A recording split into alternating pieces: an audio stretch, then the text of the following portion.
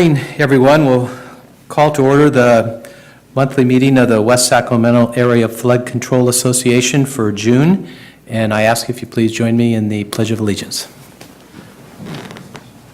I pledge allegiance to the flag of the United States of America and to the republic for which it stands, one nation, under God, indivisible, with liberty and justice for all.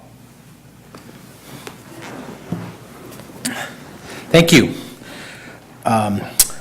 First order on our agenda is the approval of the agenda.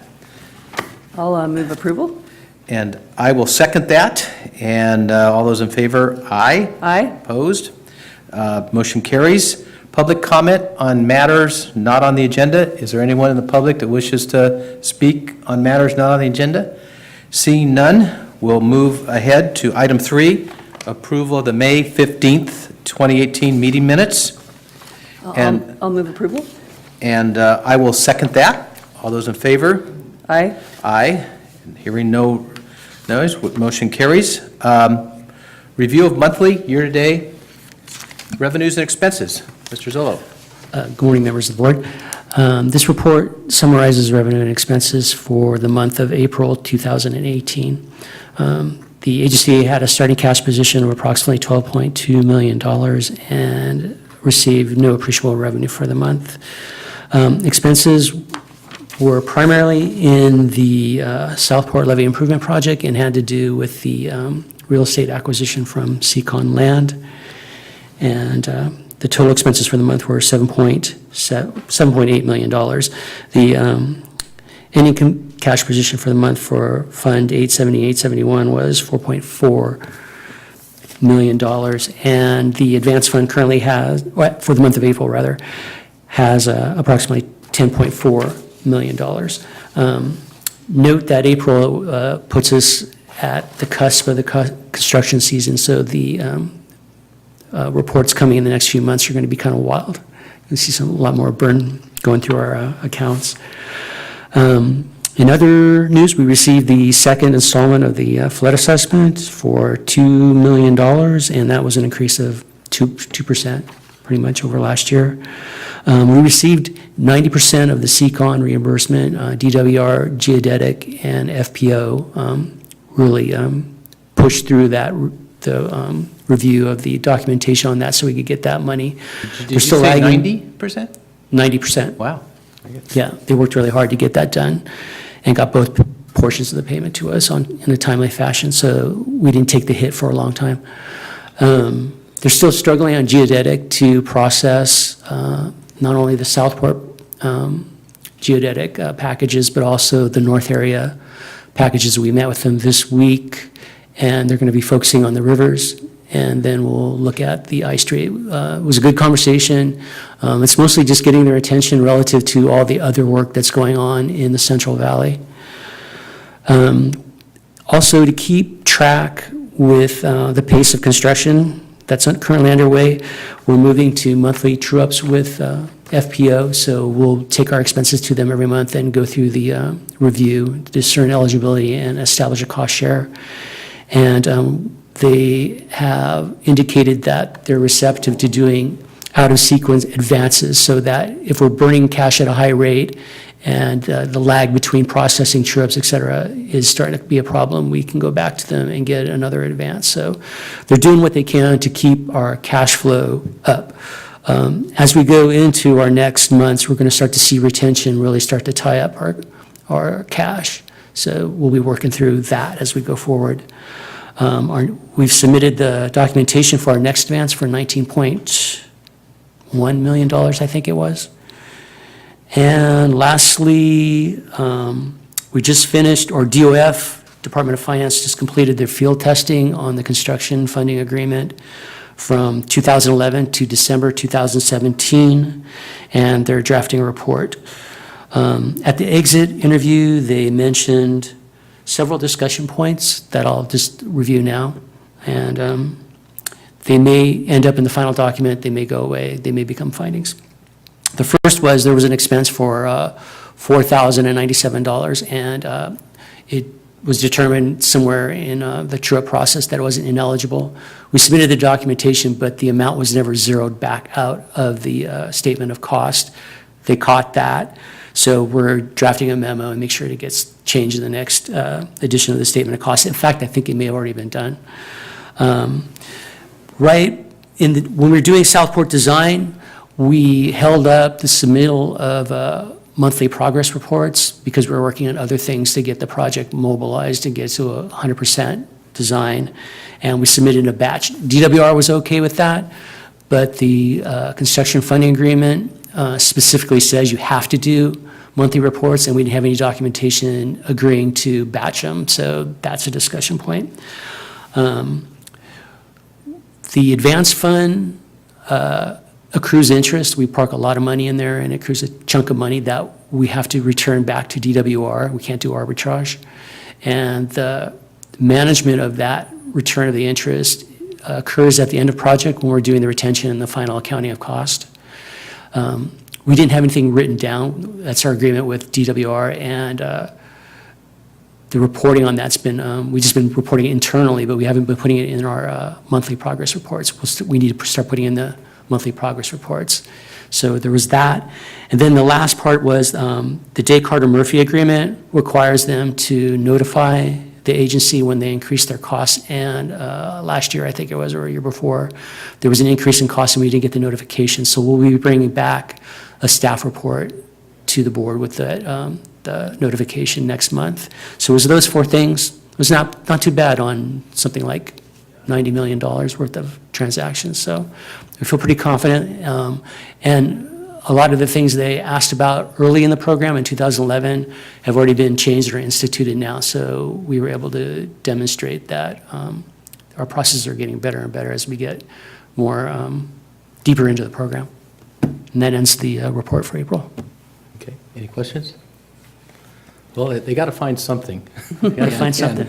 And they did, and I think the fact that, you guys are moving forward with monthly updates, it shows that they have confidence in us as well. So, good work so far. Okay. Okay, we'll move on to the consent agenda. I have a few questions on the consent agenda, if you don't mind. I see you were able to, and I think, Mark, this is, I don't know if this is yours or Charlene's, but you were able to get through our carrier or broker another quote, and it says, you want us to go ahead and approve this to allow you guys to make this. Has there been any other progress on evaluating that other firm? Yeah, we got the information just last week, so I haven't had enough time to discuss it with Jim and Ken. Both Jim and I feel it's a pretty good deal. We couldn't find any. Since then, we've had some time to do some research. We haven't found anything untoward about it. It looks like a good program. It's the same underwriter. It's just it's a different product with the same coverage, and we think we wanted to go through it. I wanted to have some more conversations, and then if Ken was comfortable with it, go ahead and initiate the policy before the end of the month. Well, it looks like it's probably the term group isn't the right thing, but through an association like that, they can package pretty good programs because they know the business. Yeah, and that's why the program was one of the reasons they started, was they wanted, the members wanted to support the products they need for the different size entities that they are. So it was easier for them to form a JPA and start to develop products that represent their interests and objectives. Okay. Very good. There's in the report, you're kind of talking about, the word isn't struggle, but, finding coverage on a program like we have. Yeah. And you have the sentence here, the construction of a levee system improvement on the scale of the West Sacramento Levee Improvement Project entails significant exposure beyond the capacity of typical liability insurance policies and that are consequently unassurable. I think that's something, this is an independent board at this time, and, possibly that won't be the case in the future.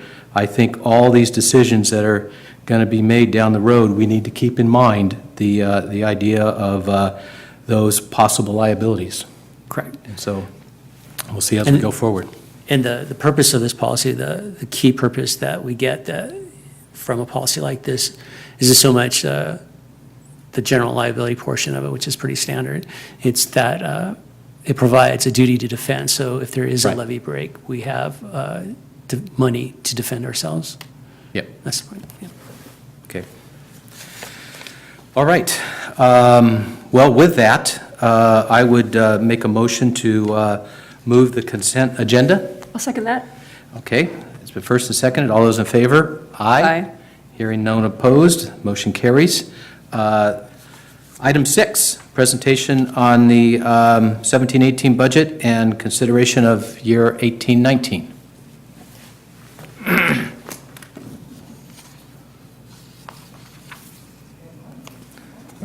Good morning. All right. Good morning. I'm Roberta Raper. I am the WSAFCA treasurer.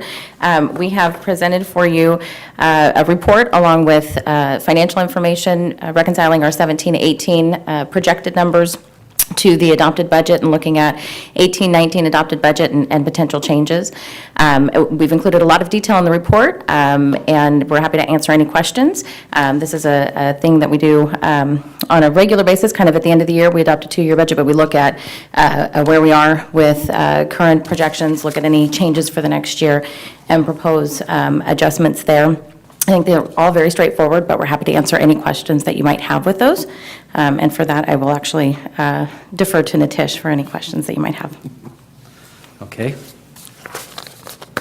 I don't have any questions. I was pleased to see when we were back at Cap to Cap, the National Waterways Conference, that Yep. that we're budgeting to become members of that conference. Okay. Well, I had some questions, and I was able to meet with you folks and get a lot of my questions straightened out, and so I understand it better now. I think the one question I would ask is, in the adjustments you're making from last fiscal year to this fiscal year, you increased the amount of people accounted for under this 652 from 6.87 to 7. And do you know what that was? Was that an adjustment in the... Actually, that is, we are reducing a .5 position, and we turning into 1 FTE. So actually a lower paid position, and there's a net savings to our WSAFCA fund with this result as well. Okay, but you lowered the one person from one category to another. I understand that. But then the overall went from 6.87 to 7. Was a partial position increased? Yes. Okay. Do you know which one that is, or? Secretary Jen's that position right there. Okay, so she was what, 0.5 and went to 0.67, or? It used to be Chelsea Grow, who used to be 0.5, Uh-huh. and then it's going to 1 FTE now because it's a full-time position required for this support. Okay. Yeah, and Charlene can add more. So, yeah, we coordinated, and we brought this up last year with the board, that flood protection staff, as well as general manager, upon the departure of the halftime analyst, we took a look at what the duties were and where the need was. Okay. And collectively, everyone determined that there was a greater need for more secretarial support, and that it could actually result in a cost savings, even though we would be taking the position from a .5 higher paid analyst to a full-time secretary. And so that's the difference going from the 6.87 to the 7. Okay, okay. So, and then there was one other little adjustment that we moved out, actually. So that's why it's only an increase of .13 as opposed to a full .5. So we did take some out, which was more of a senior analyst that got pulled out. Okay. So just trying to match the needs. Yeah, no, and that's exactly what we need to do. Okay. Exactly, thank you.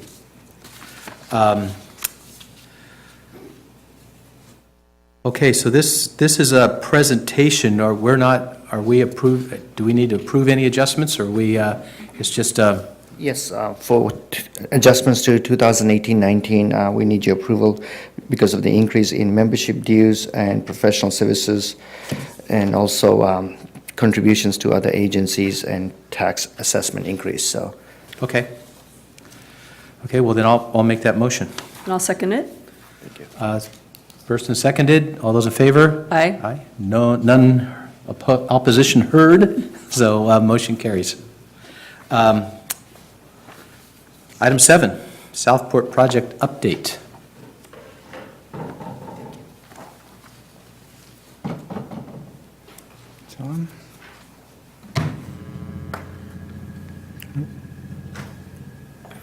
Good morning, Chairman Ramos, members of the board. I am providing you an update for June 21st on the Southport Levee Improvement Project. We've made quite a bit of progress throughout the year, but particularly this last month. So I'll show you some of those pictures as we move along, but give you a brief summary here as we go forward. All right, so some of this work has already happened, but we're going to keep on continuing it throughout the months of June and July of this year. We've done quite a bit of offset area excavation. That's the area between the setback levee and our existing levee. We've been doing that primarily in the south offset area, and we'll continue to move forward with that. So that primarily is segments B2 through E. And we're looking and coordinating with our folks at the different agencies to pull the trigger on going to the north. So that coordination's ongoing, but we're making pretty good progress on both the excavation and embankment work so far. We're also doing some levee degrade currently along the breaches in the south offset area. So those two kind of red areas you see just south of Oak Hall Bend. We've done some excavation in what we refer to as the southeast, so the one furthest to the east, over this last week and a half, and we just started on the southwest one this week. So that's coming down to about existing ground at both those locations, and then after that some sheet pile installation, and we'll go ahead and continue with the degrade, as well as placing the rock revetment, erosion, stabilization, things of that nature. But we're also continuing to degrade along the levee itself. We're degrading the levee outside of the breaches, about 2.5 to 10 foot throughout, so that work's also ongoing. We're doing some slurry wall installation currently at the north end and the south end. North end is a DMM deep mix method. I've got some photos of that later on in the slide presentation, but it's quite an impressive piece of machinery as well as setup over there. And then over in the south end section, segment A, we've got the conventional. So kind of what we've been seeing along the setback levee area, but continuing on to the north and a little bit different now that we're working adjacent to both the river and the South River Road, as opposed to kind of just about in the middle of a field. So a little bit slower construction, but still on our path to essentially have that complete within the next month or so. We're also doing borrow site restoration. So as we're doing the degrade as well as the offset area excavation, some of that's going to the embankment, but some of it's also going to restore the borrow areas we used last year to create the foundation of the levee. So that's ongoing as well. We're doing the seepage berm placement in B1 through F as we get into the sandier material. That material is being used in the seepage berm. A lot of that's coming out of the existing levee, so that's where that's going, and making progress on that as well. We have ongoing survey work, so as we, on a weekly basis, we try to determine how far we are elevation-wise, but also width and everything else on the setback levee moving forward. So that gives us an idea of kind of what level of flood protection we've got moving forward. So the entire team is aware of kind of where we're at on a weekly basis. So different decisions can be made, different milestones can be checked and verified, and if additional hours or resources are needed, that's one of the triggers we have for that. And we also continue with our rock slope protection, delivery and storage. Just south of Davis Road, we got a huge stockpile of rock. You'll see that in one of the pictures as well. That's going to continue to go on for the next week or so, and then eventually it'll make its way to the breaches. Starting at the south end, this picture right here is looking southward towards the South Cross Levee. You'll see at the very north end. The current activity that's going on there is the cap degrade, where they're going to go ahead and dig the wall, which is what they're currently doing. They needed to place a 15-foot cap of material through there, so that's what that little operation is right there. They've done that and completed it for all of segment A, and a majority of segment B1. There is a small portion that we need to do at the tie-in, but they've got their pea gravel deliveries for the wall work, and they've started at the very south end. This is looking north towards the Oak Hall Bend area, but this is also the tie-in point for segments B1 and B2. You'll see those darker piles up on top of the levee. That's the placement of the setback levee. Further to the west, you'll see kind of a larger, darker area. That's the seepage berm. So they're placing, like I said, the sandier material over there and building that out. And then all the way to the east, you'll see our borrow site A1. That's where the borrow restoration, a majority of it's been happening over there, but we've also had it at our A4 site. So that gives you a good idea kind of at the setback levee, and kind of the darker soil to the east of the setback levee is our excavation area. So you made quite a bit of progress out there throughout, and you can kind of see it extend as you continue north. This is kind of a picture showing the pocket area in the background, but kind of typical configuration of what that embankment looks like. Excavator with haul trucks gathering the material, along with compaction equipment, discs, things of that nature, to place the embankment in place. And then at the bottom of the picture, that's our borrow site A3. That's where we've been processing clay that goes in the central core. So it's quite a complex levee and project. There's a lot of different things going on in a lot of different places. So managing it has been a challenge, but I think we've been doing a pretty good job this season. This is looking northward, Sherwood Harper, you'll see right on the right-hand side of the picture, but kind of a close-up of the excavation area. You'll see the existing levee and the setback levee kind of on either side of the offset area excavation. North of Davis Road, where this picture was taken, is really where we started our first of the offset area excavation and placement. So this gives you a good idea of kind of how the process looks throughout the project. So existing levee right along the river, our offset area as well as haul roads kind of in between, and then our setback levee with seepage berm being constructed as you go further to the west. This is looking down in about the vicinity of Lake Washington, Linden Road. This is our segment F work. Just more of the same. We've done some work on the foundation levee.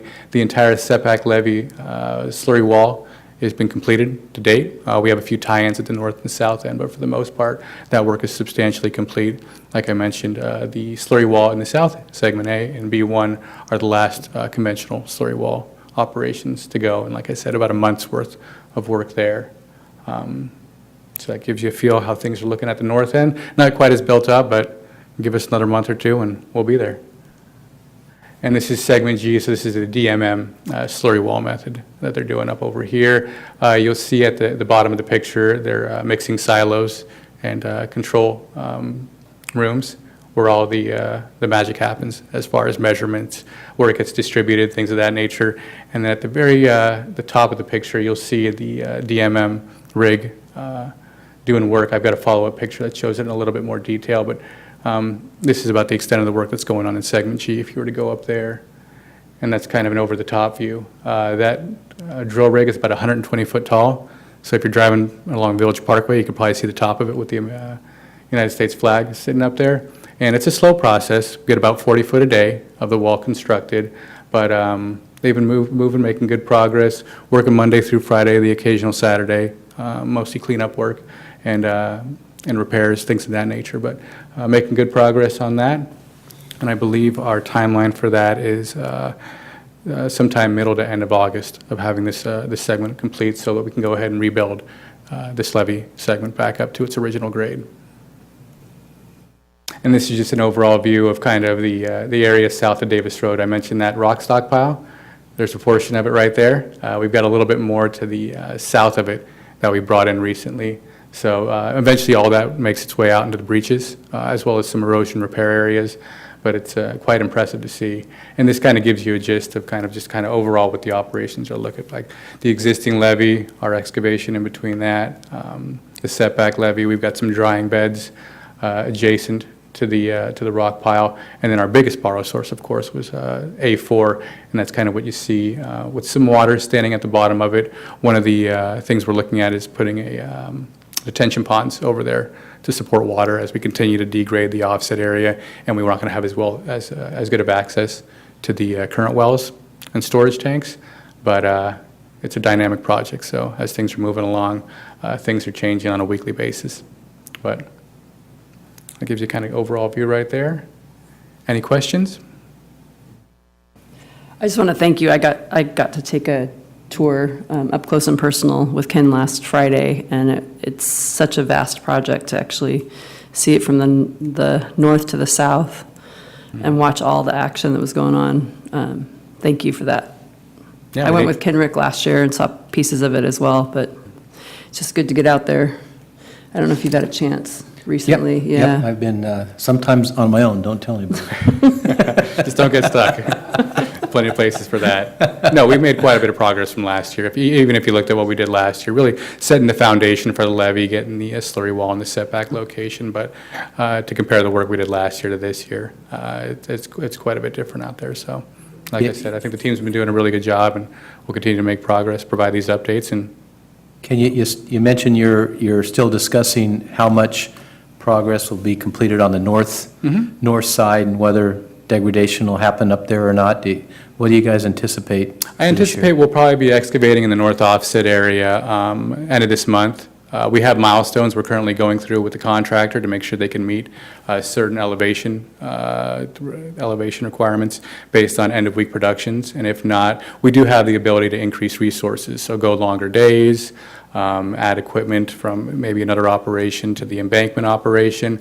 But based on some pretty conservative numbers as far as kind of what's been placed on a weekly basis, we feel very confident that we can get this completed prior to October. In October will kind of give us the time to get the stabilization measures in there, hydroseed, things of that nature.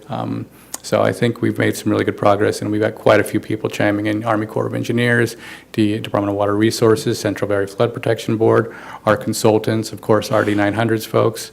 So we got a lot of eyes out there and a lot of smart people looking at these numbers to make sure that they're all reasonable. You know, we're not going to go ahead and take the best 3 or 4 weeks of production and say we're going to do that from here on out. No, it has to be really looking at the entire thing. And like I said, looking at the issues that are coming up and making sure that we can make those numbers happen. And like I said, I think we've got a pretty good set of milestones established. And like I said, everybody's looking at those. Okay. What's that date that everything needs to be buttoned up in the fall? Well, November 1st is the start of flood season, but a lot of October, we have a lot of October dates in our contract as far as when things need to be done. And a lot of the embankment and earthwork we're projecting to be done. Let's see, some of it at the end of August, most of it in September. So we're trying to give ourselves like a week or two buffer here, if we can, even longer than that.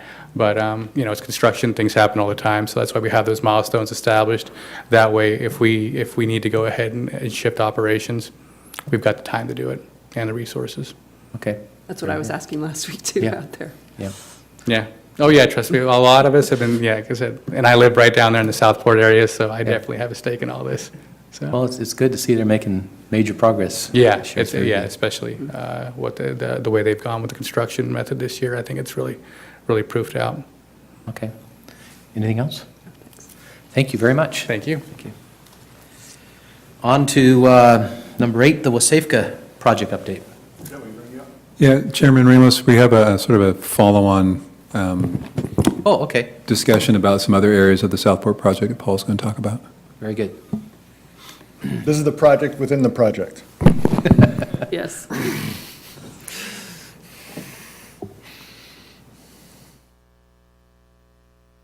All right, so this is just an orienting slide to show you there's a former tank farm. This is just south of Linden Road. So this is what it was. Most of the contaminants are right up against the levee.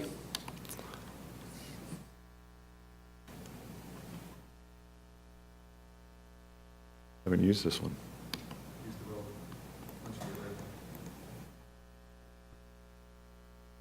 So, first day, 101 slopes, create the cavity where we have to go and try to, removing 8 feet of overburden. So, that's what it starts to look, that's what it looked like at the end of the first 2 weeks. You can see it's quite a bit. That mound behind is the overburden, and you can see that we've gone down at this point about 18 feet. And so they've stepped it up. They've, just because we're coming right up against the levee slope, they've done the, this channelized excavation. So as they step closer, they're not worried about cavitation from the sidewalls. And that's it. But just to let you know, that's moving forward. We're working cooperatively with our other partners. And the grant agreement from the Water Board did come through with $600,000 towards this effort.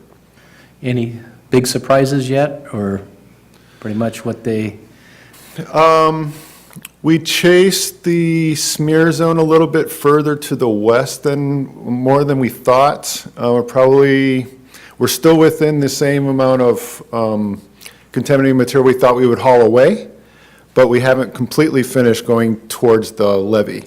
So that work is supposed to be ongoing, and I haven't been out there for a day, so I just don't know where we are today. okay. Questions? I got to see that too. Okay, yep, thank you. Now is it your turn? Now it's my turn. Thank you, Chair Ramos. Paul also is going to be exploring getting an amendment to the grant, and we might be able to receive some additional funds to help cover more of the cost for that cleanup. So Paul's been doing a fantastic job finding and acquiring both real estate and grant funds. So he's doing a good job. The final piece of utility relocation is the undergrounding of utilities to the new cell tower. So construction began either late last week, or certainly it's ongoing this week, to do the underground trench. That undergrounding work should be done by the end of the month, and Toby's working daily with AT&T and PG&E to get them to expedite the actually pulling of the utilities and completing that relocation, so we can get that work done, get the overhead lines out of the way, and give the contractor free range to complete their work in the area. Sometimes it's challenging, well, not sometimes, it seems all the time it's challenging working with utilities, but Toby's staying on top of it and making good progress. Cultural resources, I think the board is aware of the area around 3000 South River Road where we have a site. We completed a historic properties treatment plan that made its way through the Corps, through the tribal consultation process, and SHPO concurred. I think since we last met, they concurred with the plan of avoidance, and so that matter, if you will, has sort of been settled, and now it's just, we'll be avoiding that site during the remainder of the construction in the north offset area once we move north. But recently we ran across another potential site in the south offset area, which we had the archaeological team out there yesterday doing some additional analysis. It turns out that it looks like it is a site, a prehistoric site, and so we are now going through the process of determining the extent of it, boundaries, and developing another historic properties treatment plan, and also looking at ways that we can potentially avoid that as well. Since it is in the offset area, we have some flexibility with the hilly features, what they call heterogeneity, where those hills are located and how the offset channel meanders and the drainage channel meanders through there. So we're going to continue to explore that over the next couple of weeks, get a plan together, and then run that through the Corps and SHPO and through the tribes also for consultation. We'll see where that lands. At the end of the day yesterday, as they're excavating that southeast breach that you saw in one of the pictures, the one farthest, closest, well, just farthest east, they ran across some additional soil very similar to what was seen in the offset area. So the team will be heading out there again today.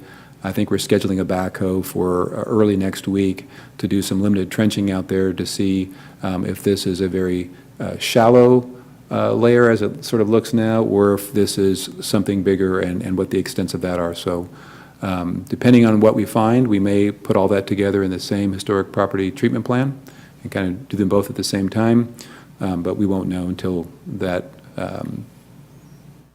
that analysis is done by the archaeological team. So You said southeast, where's that So the again? south offset area has two breaches, and Okay. just south of Oak Hall Bend, and the river there pretty much runs east-west, and so this is the southeast breach, the one farthest upstream. Okay, gotcha. So that's where we are with cultural. It's an ongoing process. Mark's been making some good progress on a north area real estate, or the north area project closeout. I think, you mentioned earlier, we're about processing things through the geodetic team over at DWR, so now we're focusing on the rivers area. Hopefully we get through that process and we can get this project closed out. I think we are processing, or DWR is processing the design element, or the design agreement element closeout. The last pieces related to geodetic are for the construction funding agreement elements. So we're hopeful that in sort of two phases we'll receive by the end of the year anyways, or perhaps even by the end of the quarter, all the north area closeout and then some design closeout on Southport as well, which would be great to have those funds released and back in our account. Federal project. It was a sad day for me to have to report in the monthly progress report that there was no funding in the fiscal year 18 work plan for the West Sac project. Conversations with Matsui staff who followed up with the Corps, as well as my own direct communications with the Corps, they weren't completely surprised that there was no work plan funding. Would have been nice to see it, we all agree, something a little bit more concrete, especially since the supplemental appropriation has not been released yet. But all indications are, and through all channels that have been checking, that it still is looking promising that we will receive a significant amount of funding for the West Sac project in the supplemental appropriation. What I'm trying to get now, we're not making much progress, is help us manage our expectations for when we can expect to see that supplemental come out. And as of today, it could be 2 weeks, it could be a month, nobody's real sure. We're hoping that everybody wants to have a clear desk before the 4th of July, and people take some time off, so perhaps the end of the month is when we'll see it. I think then lastly, just report a little bit on the Deepwater Ship Channel East Drainage Repair Project. Materials been delivered, at least the majority of it. The tie-in at the main drain pump station is either complete or close to being complete, and then the work now will be starting to excavate and lay the pipe, starting from the main drain and working our way north. We've received a few calls about what's happening behind our homes out here, so we expect that door hangers and informational material will be going out to residents by the end of the week or early next. But all indications are that we'll be able to complete that project before the start of the winter season. And that concludes my updates. Be happy to answer any other questions the board may have. You have questions? Back to the supplemental, I know the rules are a little different for that funding. Would these funds include possibly construction funding as well as design? Yeah, the guidelines or the rules of the use of the money when it was first enacted covers investigations, design, construction, the whole gamut for flood risk reduction projects. So from that standpoint, there's no restriction. We anticipate that when it comes out, we'll see a similar list of projects like the Corps typically does in their work plan, the agency, the amount, and what it's to be used for. So at this point, I'm not sure what we would expect to see for a line item for West Sac. I'm hearing design. I don't hear construction. Okay. So depending on how much funding we receive, if it's only going to cover the first increment for design, well, that's what we'll be doing. If it's a significant amount of funding that might cover this and many other increments of design, we'll start with design, but I'm going to recommend to the Corps that we reprogram some of that design money for construction, so that as we complete the first increment of design, we can roll right into construction. Don't exactly know what that is going to entail from a headquarters approval or ASA approval, but we'll cross those bridges when we come to it. So, and I also anticipate that, again, depending on the magnitude of the funding that the Corps receives, that if it is significant, we're going to propose to work in parallel under a design agreement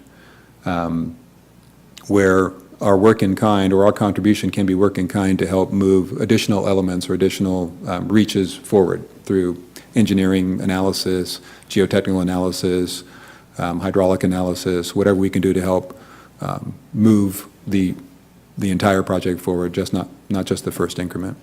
So. Okay. Well, keep us posted. You bet. Yeah. Okay, director's comments. I don't have any either, so we are adjourned. Thank you all.